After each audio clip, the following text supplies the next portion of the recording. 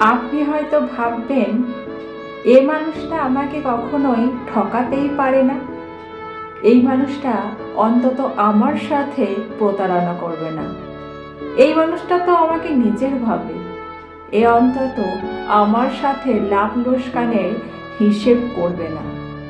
আমি দেখেছি অতি বিশ্বাস করা লোকটাই সব থেকে বেশি ঠকিয়ে দেয়। টাকা পয়সা সংক্রান্ত লেনদেন বা কেনাবেচার গল্প যেখানে সেখানে অতি বিশ্বাসী লোকটাই বেশি ঠকায়। রিসেন্ট একটা ঘটনা আমাকে অনেক কিছু শিখিয়ে দিল। জীবনে কত কি এখনো শেখার বাকি। মানুষকে আসলে সাধাসিধে ভাবি, এই ভাবনাটাই চরমতম ভুল। আসলে আমাদের মনটা এতটা সাধাসিধে অন্যকে আর জটিল করে দেখি না, আর ভুলটা ঠিক এইখানেই হয়।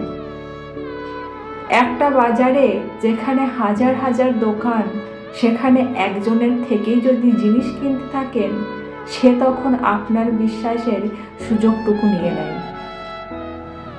আপনার বিশ্বাসের ঘরে সেই সবার আগে সিঁধ কেটে বসে।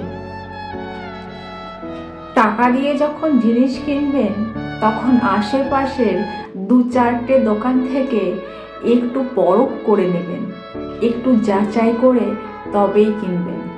মনে রাখবেন, বিশ্বাস করতে হয় চোখ খুলে, চোখ বুজে নয়।